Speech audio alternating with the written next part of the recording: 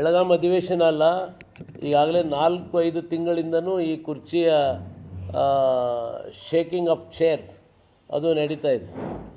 ಒಂದಿನ ಒಬ್ಬರು ಸ್ಟಾರ್ಟ್ ಮಾಡಿದರು, ಆಗಸ್ಟ್ ಕ್ರಾಂತಿ ಅಂದರು, ಸೆಪ್ಟೆಂಬರ್ ಕ್ರಾಂತಿ ಅಂದರು, ನವಂಬರ್ ಕ್ರಾಂತಿ, ಡಿಸೆಂಬರ್ ಕ್ರಾಂತಿ.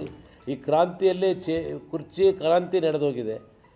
ಸಂಪೂರ್ಣ ಸರ್ಕಾರ ಸತ್ತೋಗಿದೆ. ರಾಜ್ಯದಲ್ಲಿ ಸರ್ಕಾರ ಖಂಡಿತವಾಗಿ ಜೀವಂತ ಇದೆ ಅಂತೇಳಿ ಅನಿಸಲ್ಲ. ಯಾಕೆ ಅಂತ ಹೇಳಿದರೆ, ಯಾವಾಗ ಸರ್ಕಾರ ಶೇಕ್ ಆಗ್ತಾಯಿದೆ ಅಂತೇಳಿ ಅಧಿಕಾರಿಗಳಿಗೆ ಗೊತ್ತಾಯಿತು, ಯಾವುದೇ ಅಧಿಕಾರಿ ಖಂಡಿತ ಕೆಲಸ ಮಾಡೋದಿಲ್ಲ.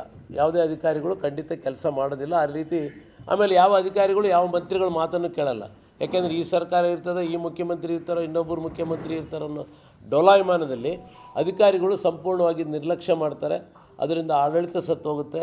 ಇದರಿಂದ ಸಂಪೂರ್ಣವಾಗಿ ಸಾರ್ವಜನಿಕರಿಗೆ ಭಾಳ ದೊಡ್ಡ ಪ್ರಮಾಣದಲ್ಲಿ ತೊಂದರೆ ಆಗ್ತಿದೆ. ತೊಂದರೆ ಅಂತ ಹೇಳಿದರೆ, ಇವತ್ತು ಯಾವುದೇ ಅಭಿವೃದ್ಧಿ ಕೆಲಸಗಳೇ ನಡೀತಾ ಇಲ್ಲ.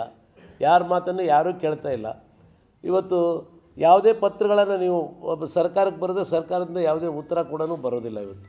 ಹಾಗಾಗಿ ನಿರ್ಲಿಪ್ತ ಸರ್ಕಾರ, ಅಭಿವೃದ್ಧಿ ಶೂನ್ಯ ಸರ್ಕಾರ, ಕುರ್ಚಿ ಕಾದಾಟ. ಏನು ಬ್ರೇಕ್ಫಾಸ್ಟು, ತಿಂಡಿ, ಊಟ.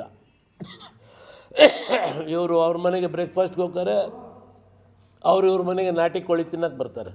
ಅದೇ ಒಂದು ಸುದ್ದಿ, 2 ದಿನ ಸುದ್ದಿ.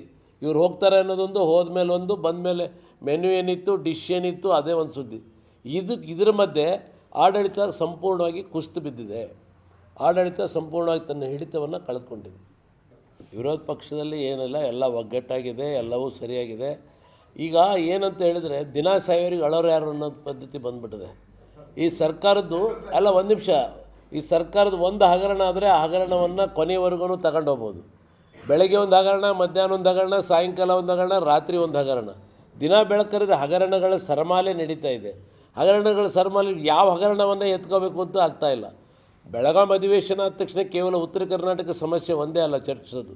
ಬೆಳಗಾಂ ಅಧಿವೇಶನವನ್ನು ಪ್ರಾಂತ್ಯವಾರು ಈ ಕಡೆಯೂ ಕೂಡ ಇಂಪಾರ್ಟೆನ್ಸ್ ಕೊಡಬೇಕು ಅಂತ ಮಾಡ್ತಾರೆ. ಆದರೆ ಸಮಗ್ರವಾಗಿ ರಾಜ್ಯದ ಆಡಳಿತದ ಬಗ್ಗೆ, ಆಡಳಿತದ ವೈಫಲ್ಯದ ಬಗ್ಗೆ ಚರ್ಚೆ ಆಗಬೇಕು. ಮತ್ತು ವಿಶೇಷವಾಗಿ ಈ ಕಡೆ ಮಾಡಿದಾಗ ಉತ್ತರ ಕರ್ನಾಟಕದ ಕೂಡ ಮಾಡಿದರೆ ತಪ್ಪಿಲ್ಲ. ಅದು ಬರೀ ಚರ್ಚೆಯಾಗಿ ಹೋಗ್ತದೆ ಹೊರತು, ಉತ್ತರ ಕರ್ನಾಟಕ ಚರ್ಚೆ ಹೆಸರಿಗೋಸ್ಕರ ಆಗ್ತಿದೆ ಹೊರತು ಆ ಚರ್ಚೆಗಳಿಂದ ಯಾವುದೇ ರೀತಿ ಅಭಿವೃದ್ಧಿ ಆಗ್ತಾಯಿಲ್ಲ. ಅಲ್ಲ, ಯತ್ನಾಳ್ ಅವರು ಹೇಳಿದರೆ ಅದೇನು ಜಗತ್ತಿನ ಭವಿಷ್ಯನ? ಅಥವಾ ಯತ್ನಾಳ್ ಅವರು ಅಮಿತ್ ಶಾ ಅವರ PA ಅವರೇನಾದ್ರು ಇವ್ರ ಮೂಲಕ ಹೇಳಿಸಿದ್ದಾರೆ? ಏನಿಲ್ಲ. ಅವರು ದಿನಕ್ಕೊಂದೊಂದು ಹೇಳಿಕೆ ಕೊಡ್ತಾ ಹೋಗ್ತಾರೆ. ಯತ್ನಾಳ್ ಅವ್ರಿಗೆ ಹೇಳಿಕೆ ಕೊಟ್ಟ ತಕ್ಷಣ ಅದಕ್ಕೆ ಅಷ್ಟೊಂದು ಇದನ್ನು ಕೊಡುವಂಥ ಅವಶ್ಯಕತೆ ಇಲ್ಲ. ಈ ಸ್ವಾಗತ ಏನು ಬಂದರೆ ಅವರು ಒಬ್ಬ ಶಾಸಕರು. ಯತ್ನಾಳ್ ಏನು ಭಾಳ ವಿಶೇಷವಾದ ವ್ಯಕ್ತಿ ಅಲ್ಲ. ನಾ ಕೇಳೋದು ಅಲ್ಲ, in what way he's different. ಈಗ ಎಲ್ಲರನ್ನೂ ಬೈಕೊಂಡು ಹೋಗ್ಬಿಟ್ರೆ ಒಬ್ಬ ಮನುಷ್ಯ ದೊಡ್ಡ ಮನುಷ್ಯ ಆಗಲ್ಲ. ನಾನು ಬಾಯಿಗೆ ಬಂದಂಗೆ ಎಲ್ಲರನ್ನೂ ಬೈಕೊಂಡು ಹೋದ ತಕ್ಷಣ ದೊಡ್ಡ ಮನುಷ್ಯ ಆಗಲ್ಲ. In what way he's different. ಈಗ ಏನಾದರೂ ಒಬ್ಬ ಶಾಸಕರಷ್ಟೇ. ಈಗ ಒಬ್ಬ ಶಾಸಕರು ಅವ್ರ ಮನಸ್ಸಿಗೆ ತಿಳಿದು ಹೇಳ್ತಾ ಇದ್ದಾರೆ ಅಷ್ಟೇ. ಅವ್ರು ಬಂದರೆ ಅವ್ರಿಗೆ ವಿಶೇಷ ಸ್ವಾಗತ ಏನು ಮಾಡೋದು? ಬಂದರೆ ಅವ್ರ ಪಕ್ಷದಲ್ಲಿ ಅವ್ರಿಗೆ ಟಿಕೆಟ್ ಹೈಕಮಾಂಡ್ ಇಷ್ಟಪಟ್ಟರೆ ಟಿಕೆಟ್ ಕೊಡ್ತಾರೆ, ಇಲ್ಲದ್ರೆ ಇಲ್ಲ ಅಷ್ಟೇ. ನೋಡಿರಿ, ಇದು ಎಷ್ಟು ಹಾಸ್ಯಾಸ್ಪದ ಅಂತೇಳಿ ನಿಮಗೆ ಗೊತ್ತಿದೆ. ನಾನೇ 28ನೇ ಮುಖ್ಯಮಂತ್ರಿ 28ಕ್ಕೆ ಅಂದರೆ ಇದಕ್ಕಿಂತ ಮೂರ್ಖತನದ ಪರಮಾವಧಿ ಯಾವುದಾದ್ರು ಇದೆಯಾ? ಯಾರು ಮುಖ್ಯಮಂತ್ರಿಯನ್ನು ತೀರ್ಮಾನ ಮಾಡಬೇಕು?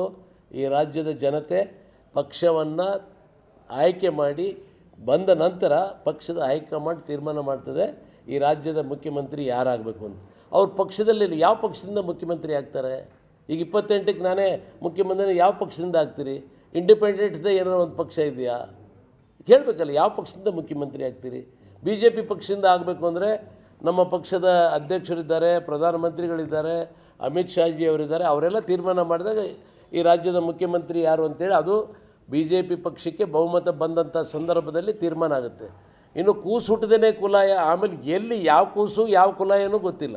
ನಾನು ಮುಖ್ಯಮಂತ್ರಿ ಅಂದರೆ ಈಗ ನಾನು ಹೇಳ್ಕೊಂಡು ಹೋಗ್ಬೋದಪ್ಪ, ನಾನು ಮುಖ್ಯಮಂತ್ರಿ, ನಾನು ಪ್ರಧಾನಮಂತ್ರಿ ಅಂದರೆ ಅದಕ್ಕೆ ಏನಾದ್ರು ಬೆಲೆ ಇದೆಯಾ? ಎಷ್ಟು ಹಾಸಿಗೆ ಇದೆ ಅಷ್ಟು ಕಾಲು ಚಾಚಬೇಕೆ ಹೊರತು ಹಾಸಿಗೆ ಹೊರಗೆ ಕಾಲು ಚಾಚಿದ್ರೆ ಕಾಲು ಹೊರಗೆ ಬೀಳುತ್ತೆ. ಮಾತಾಡಿದ ತಕ್ಷಣ ದ್ವೇಷ ಅಂತಾರೆ. ಗೊತ್ತಿಲ್ಲದೆ ಬಾಂಬ್ ಹಾಕೋರನ್ನ ಇವ್ರು ದ್ವೇಷ ಅಂತ ಹೇಳಲ್ವಲ್ಲ. ಅವ್ರ ಸಹೋದರರು ಅಂತ ಹೇಳ್ತಾರೆ. ಕುಕ್ಕರ್ ಬಾಂಬ್ ಇಟ್ಕೊಂಡವ್ರನ್ನ ನಮ್ಮ ಸಹೋದರರು ಅಂತ ಹೇಳ್ತಾರೆ. ಅವ್ರು ಭಾಷಣ ಮಾಡೋದಿಲ್ಲ, ಬಾಂಬ್ ಹಾಕ್ತಾರೆ. ಇವ್ರು ಮಾತಲ್ಲಿ ಬಾಂಬ್ ಹಾಕಿದ್ದೆ ಅದೇ ದೊಡ್ಡ ವಿಷಯ ಅಂತ ಹೇಳ್ಕೊಂಡ್ರೆ ಹೆಂಗೆ? ಅದೇನು ಮಾತಲ್ಲಿ ಟೀಕೆ ಟಿಪ್ಪಣಿಗಳು ಇದ್ದೇ ಇರ್ತವೆ. ಬನ್ನಿ, ಟೀಕೆ ಟಿಪ್ಪಣಿಗಳನ್ನು ದ್ವೇಷ ಭಾಷಣ ಅಂದರೆ ಇವರು ಸಾಕಷ್ಟು ಮಾಡಿದ್ದಾರೆ. ಈಗ ಮೋದಿಯವ್ರ ಬಗ್ಗೆ ನಿನ್ನೆ ಮಾತಾಡಿದ್ದಾರೆ. ಮೋದಿಯವರ ಸಂಸ್ಕಾರ ಏನದು, ಗುಂಡಿ ಯಾವ ರೀತಿ ಕೆಟ್ಟ ಮತ್ತಿದು ಪ್ರಚೋದನೆ ಭಾಷಣ ಅಲ್ವಾ, ಒಬ್ಬ ವ್ಯಕ್ತಿಯನ್ನು ತೇಜೋವಧೆ ಮಾಡೋಂಥದ್ದಲ್ವಾ. ಅವರು ಅದೇ ಕೆಲಸ ಮಾಡ್ತಾಯಿದ್ದಾರೆ ಇವತ್ತು. ವಿಶೇಷವಾಗಿ ಹಿಂದೂ ಪರ ಸಂಘಟನೆಗಳನ್ನು ಹಣಿಲಿಕ್ಕೆ ಮಾಡಿದಂಥದ್ದು ಇದು ಮಾಡಿದಂಥದ್ದು ವಿಶೇಷವಾಗಿ ಹಿಂದೂ ಪರ ಸಂಘಟನೆಗಳನ್ನು ಹತ್ತಿಕ್ಕಬೇಕು ಅನ್ನೋಂಥ ದೃಷ್ಟಿಯಲ್ಲಿ ಮತ್ತು ಇನ್ನೊಬ್ಬರನ್ನ ತುಷ್ಟೀಕರಣ ಮಾಡಬೇಕು ಅಂತೇಳಿ ಆ ದೃಷ್ಟಿಯಿಂದ ಮಾಡ್ತಾಯಿದ್ದಾರೆ.